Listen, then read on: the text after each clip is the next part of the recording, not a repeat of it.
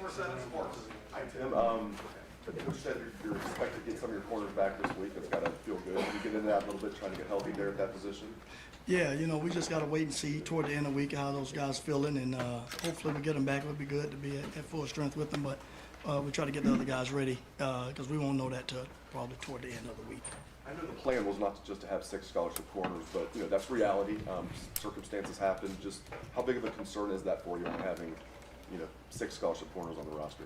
No, you deal with the situation as it is. That's why we try to have everybody ready. Because when your numbers call, you got to be ready to perform. So we try to develop all the guys and make sure everybody's on the roster is ready to go because that's the part you can't control. So you try to control the controllables. Right behind him, Nathan Baird, Cleveland.com. Because of the small numbers that you had out there this year, and it's a young room anyway, I guess, but did that increase the urgency to get Jair and I guess Ryan Turner too ready to contribute early this season? We just kind of go about that plan anyway. We try to, because we know, over the course of time, things happen. So we always try to prepare for the unexpected, man. By when you're in the room, we try to treat every guy as you developing and preparing like you're going to play. That may not always happen, but we go through that process of preparing that way so when you get the time, you're ready for it. And we can't do that week. That has to start weeks before that opportunity presents itself to you. So we kind of go in with that plan from the start.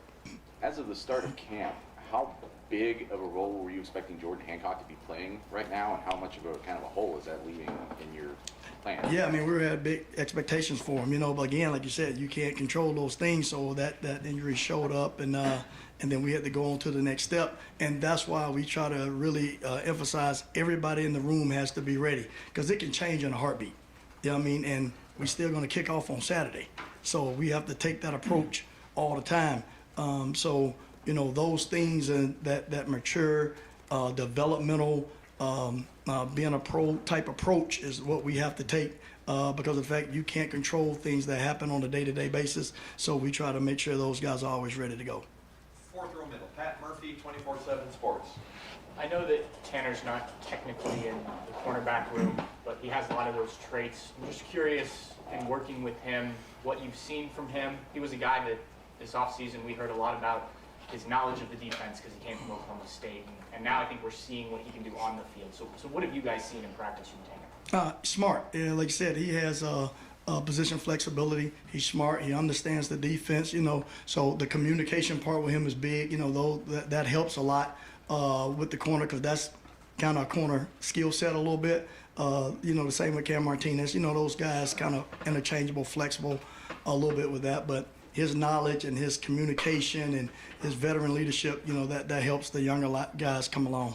And when a guy gets an interception, regardless of how it happens, do you see that just boost their play? I know that that's not the biggest thing, but it's a game-changing type of play. Does that change things with a guy? Yeah, well, it is a big thing on the back end. Like I said, the ultimate goal is to get the football back. So, and to intercept the ball. When the ball is in the air, the goal is for us to intercept the ball and come down with the ball. They're throwing it for us going to try to act like the receiver in that standpoint. So those momentum shifts and those plays like that really try to inspire. And hopefully it feeds us to try to go get more of them, and try to get a flurry of these things coming so we can get a lot of interceptions in the next few weeks and kind of get a little spurt of it going. Fifth row left, Mark Snyder, Press Pros. Yeah, Tim, Ryan said that Brown and Johnson were ready to play, and he wasn't surprised by what they did because of what they did in practice. But everybody's got that first extended time when they're practicing or playing in a game. How do they change now when they're under the lights, Wisconsin, national TV? How do they change going forward mentally and confidence-wise? Well, if you watch it, they took a lot of reps this offseason during training camp and everything. Those guys practice a lot, man. So, and we go against the best in the business every day at practice. So that preparation and giving them game ready, we kind of see that at practice a lot every day. And then on top of that, that's my job to try to make them calm and not bring any extra energy for them. Just playing football. So we try to keep that under understanding and go out and do what you're trained to do because under pressure the most ingrained behavior is going to come out. So we try to make sure we ingrain the behavior how we play and just focus on doing our job one play at a time. What was your first start like, and what came of it? I mean, what did you think after that? Well, it's the same thing. You know, when I was here with Coach Cooper, we had great veteran leadership. You know, so same thing. Guys took me under their wing and helped me, and that calmness of playing with guys really made it. You know, I had Vinnie Clark and older guys, that Bo Pelini. You know, a lot of guys there that helped me when I was younger to approach the game, simplify the game for me, help with the communication, so you could calm those nerves a little bit on game day. Who was it against? I can't remember. I can't remember. Third row left, Dan Hope, 11 Warriors. Tim, just what is your overall evaluation of how Jair performed in that first game as a true freshman? He did well. You know, obviously there's some things we have to correct, but he did well of handling those things, and we just try to go on each week and each day to try to be better than we were the day before. You know, so that's kind of the approach we take to how well are we progressing on a daily basis. You know, that game is over, so we start a new week, and we got to start back from scratch with that foundation and with the work ethic and all those little things to make sure we prepare again for this week. Did he play well enough that you consider giving him more reps now, even when the room is fully healthy? He plays well. We kind of take that as it comes, man. You know what I mean? Because like I said, every day, like we try to have it that we competing every day out there. You know what I mean? So it's a daily progression. It's a daily prove yourself on the field type deal. But he did well. He's maturing as a young man. He puts a lot of great effort into it, man. Him and JK, they both do a great job of coming in, getting extra work, trying to prepare yourself. You got to do all of that. Really starts at the beginning of the week, you know. So we try to make it as hard as we can the first few days of practice at the beginning of the week, so it can calm them down toward the end of the week. But he's putting all the effort in and the extra time in that you need to try to have yourself ready. Right in front of him, Stephen Meads, Cleveland.com. Obviously, the silver lining of some of these injuries is, I guess if you want to call it that, JK's gotten a lot of reps these first 4 weeks of the season, and from the way Knowles talked about him, it's kind of a we'll see thing when we talked to him in fall camp about him. Just kind of give an honest assessment of where he's kind of improved over the last 4 weeks and how he's played in those reps. He's doing as well. Again, if you look at it, he and Jair probably have taken the most reps of all the guys from the beginning of camp to now. So over a period of time, those reps help you grow. You know, you learn and you keep progressing. And he's the same way, man. He's passionate about playing football. He works at it. He studies, and we just try to keep growing each week, each day, and then we start it back over. You know what I mean? So we put that behind us and we started over fresh. Because each week is a new game plan. Each week is a new progression of where we're going on who we're seeing. So they have the effort, the energy, the work ethic, which they do. And it's my job to make sure I kind of help him keep progressing with that. But he's all in with it, man. And hopefully, you know, keep stacking good days. That's the whole model. Just stack good days, and then at the end, it should hopefully play out like we like it. And Denzel, pre-injury, wasn't necessarily having the best start to his second year here. I mean, how have you maybe been coaching him through some of those mistakes and some of those things he's had? A day at a time, man. You know what I mean? Like you have to have amnesia out there because things happen. You know, you can't worry and dwell on things out there because each week is a different challenge. So he's been doing a good job of putting it behind him, go to the next play, move on to the next game, and keep progressing. It was a long season. You know, we're going to need all these guys coming down the stretch. So that's why we try to prepare everybody, man, and have everybody ready to go because we got to be able to control the things that we can control and keep getting better every day and working on the mental mindset and toughness of being able to move on from the next play, good or bad. Good or bad, we move on to the next play because we have to go play the next one. Has he had moments where he was frustrated on the sideline with how things were going? Well, sometimes, you know, when a guy gives a play, they'll get frustrated for a second, but he pops right back out of it, man. You know, because they want to play well. You know, you want to do well. So, but it doesn't linger. It doesn't dwell on it. Move on to the next one, you know, and he has had a few good plays. So, you know, we'll keep building, and he's all into it. So we look forward to him getting back, man, and having a great season for us. Got time for just a few more questions. Fourth row, right, Tony Girdman, Buckeye Huddle. So what did Sonny do to get in that game so early? Well, he's been proving himself at practice every day, man. Again, he's a guy that's taking a lot of reps. You know, he's got it when you get a lot of reps. He's showing his level of maturity. He has he's very mature for a young age, and that starts, from home. His dad played with Lorenzo, man, so he has a football pedigree, has a football background. I played with Lorenzo, so he's used to being in tough situations. He's been well groomed there. Coach Eliano's done a great job with preparing him, gets him ready, man, and he's really serious about it. So he's mature for it, for his age with that, and takes it real serious. So he's progressing. He's a big kid, they're strong, man. So we're just looking for more and more out of him each week. But he's showing he can handle it, and he takes football very serious. Are you surprised? He should be a high school senior, and he's in the box against Wisconsin. Yeah, that's what I'm saying, man. But like I said, it started where his dad did a great job with that, man. So and then Coach Eliano has really hit him hard with studying and preparing, and just trying to be ready for it. Because like you said, didn't know when that number is going to be called, man. So you have to be ready for it. So that's the approach we try to take in the room with all the guys, and hopefully he keeps progressing, and we look for great things from him in the future. Right next door, Cameron T. Robinson, The Athletic. Tim, Jair kind of got called for that weird pass interference call where it didn't even look like the ball was thrown to his receiver.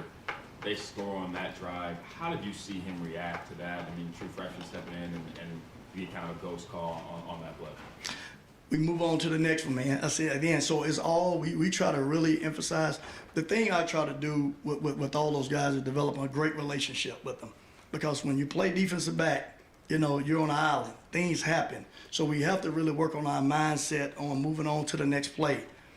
The ref is not going to change the call, no matter how mad you get or how upset you get it. So we have to move on to the next play, so it doesn't affect the next play. You know what I mean? So we try to make sure we take that approach.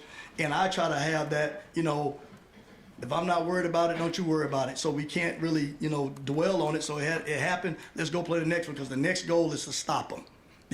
So we have to try to have that mindset. So we work on that, man, of not getting frustrated. And that's the approach we try to take with it, man. It's a mental mindset, tough capacity that we try to, work on how we go about approaching the game out there with their thought process. Well, and that could be hard for a true freshman, first time under the lights. Just what does that say about his maturity that he's able to put that away so quickly? No, it's really good. It's really good with it. But like you said, we try to work on it at practice. We try to work on things. So even at practice, when things happen, we try to, how we respond to things is a big part of how things happen out there. And that's even when you hit a stretch of things going good. You can have a stretch of things going good and you relax a little bit and get confident. They hit you with one. So we have to go to the next play regardless of the outcome of that play. It's one play at a time, and we truly try to go by that. Now, we may at times try to correct it in that moment, in the middle of a drive. We may try to reach out and say something to you, so, because we don't have a chance to get you to the sideline sometimes to try to get your mind in the right spot, but we really try to move on with that. So, and he's, like I said, he's really worked hard on his mind of approaching and being ready for those moments. So we try to talk about those things. We watch a lot of film together, and that's a great part on his, great job on his part, man, on being mentally tough to handle that situation. Deep at the wall, Jeremy Birmingham, Rivals. Tim, after 15 years in the NFL, and coming back to college football, you walk into a cornerback room that has 6 guys, 5 of which are first or second year players. So you go from coaching grown men to teenagers in a lot of cases. Is that a challenge that you like, or has that made this first year more difficult than you anticipated? Coming back to college, how has that been? No, I like the challenge because my calling is the development of young men. You know what I mean? So it's fun to me. First of all, I get a chance to come back to my alma mater where I played football at. So that's like great for me. That's heaven to be back under the grounds where I played on. So I know the history, I know the tradition, and I know what comes with that. And the fact that you get to work with young men who have a passion to play at a high level and you can be a part of their development is great for me. You know what I mean? So I look forward to the challenge. I embrace it. And we have a lot of great guys that love football, are passionate about growing and learning. I know that starts with relationships. So I try to build great relationships with these guys. We work on football, and then I try to use, some of the things that I know about the game to try to help them see the game through a different light and try to expedite their learning curve. And then, and it's been good with them. But it all starts with the relationship with them. Spending a lot of time with them on the mental approach to the game. on trying to understand the things that happen, and it really helps us a lot at practice. Because like I said, man, we see an outstanding quarterback, a great quarterback, and we have great receivers that we face. So that challenge for us hopefully keeps building us to better us for Saturdays. And we take it all serious, and those guys have been doing a great job, but it's been fun working on their development. For someone like Jair, who you didn't have a relationship in the recruiting process, he's on campus when you got the job here, essentially. Was it a surprise to you how mentally tough he is, or do you know much about the things that he's dealt with, in recruiting and in his life before that? Yeah, so, I found out early because, like I said, I think the key to everything is relationship and communication. So, the day I got on campus, the first thing I did is reach out to all those guys and start the development right then. You know what I mean? So in January, we started those relationships, first about you as a young man and about life. And then the football part would take care of itself. But I got to get to know them. I have to know all the things about them. I have to know how they think, the things that trigger them, the things that their thought process. And if you develop that relationship and they know you care, when you coach them hard, when you own them real tough, it doesn't affect them because you took time to develop the relationship and learn about the man. The same thing with J.K. and Cam Brown and Denzel and all of those guys, Ryan Turner, Jordan Hancock, that time has to be put in to learn them and because they need to get to know you as well. You know what I mean? So I have to do the same things for us, opening up to get to know you because you want to really know the guy that you're dealing with every day and to know that it's genuine. So you spend a lot of time on and off the field on developing that. So when you're in the heat of the moment, everybody knows it's all about caring and it's about love in those moments of growth. Front row, right, Tim May.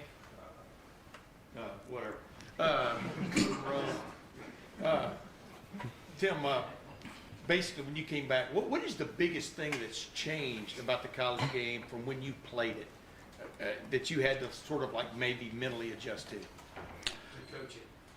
Well, football is football. It's obviously now things have changed with, the athletes now are bigger, faster, stronger, man. Taking care of their body development is a lot different. And then, the other outside piece of it, you know what I mean? Now, you have the NILs and you have the social media, and you have all those other things that come back that you try to pull guys in from to keep it about football with the distractions now, and those things play a bigger part in it. So you just try to hone in, develop a relationship, and make sure they can focus on the main things, which is their academics and football and taking care of their body and their family and faith. So you try to keep it in that structure because now it can get all over the place with some of that stuff. And like I said, we got great kids, man, and these guys really work at it. But that's the biggest difference of stuff, and that's a year-round process with things now. Obviously the recruiting part has changed because it's year-round all the time with stuff with the different signing periods and stuff now. So that was all different from when I was in college last or even when I played. And two other quickies. Who's first on the list of the guys you can grab from maybe the safety room if you need them? Because obviously y'all were almost down to bare bones this past weekend. Well, like we said before, we have Cam Martinez, that he's flexible. We have Tanner, guys like that. That nickel position, those guys can be flexible there. So those would be guys that have the possibility if things happen to move it around.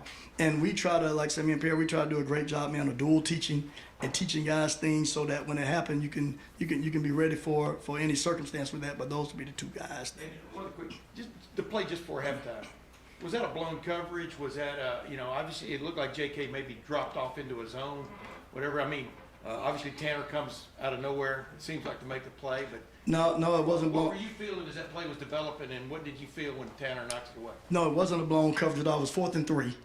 So we were looking for him to get the ball out quick to try to get a first down and then possibly try to get it in the field goal range with that, to try to steal 2 plays out of it. But they took a shot. So it was a 4th and 3 call to try to stop the short, quick game. They took a shot out of it in the zone coverage, and they went verticals out of it.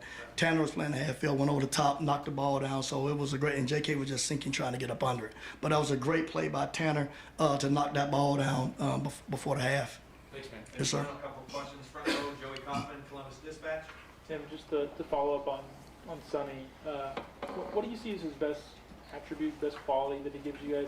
And I know you mentioned his size, but how much can that help you when you get kind of into the meat of the Big Ten play? He's tough, man. He's tough, and he's seasoned for a young guy. And like I said again, he's very mature and very seasoned for a young guy. He takes it serious. His approach to the game, his football knowledge, he can apply it. He can take the information from the classroom and apply it on the field. You know, and not all young guys can do that. You know, that he can take it from the classroom and go apply it on the field with minimal mistakes. And like you said, and he has a football background of football understanding, so he understands the game some. So you know, and his approach to it, man. Like I said, he's very seasoned for a young guy. And I think it's going to be great things coming from him, man. And he fixes mistakes. You know, the things that he make a mistake on early, he fixes them. They don't show up a second time.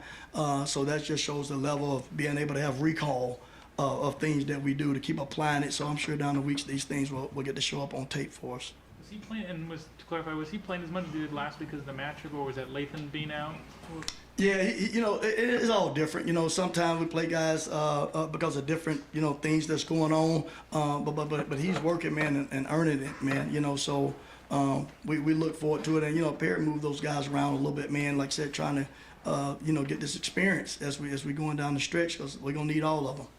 And right next door, Bill Rabinowitz, Columbus Dispatch. Tim, having spent so much time in the NFL, when you come back here, you've been used to dealing with men who were obviously pros.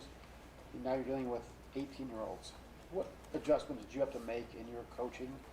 Because that's one standard, and here's another standard. I try to hold them to the same standard, because most of the guys that come here, they want to go to the NFL.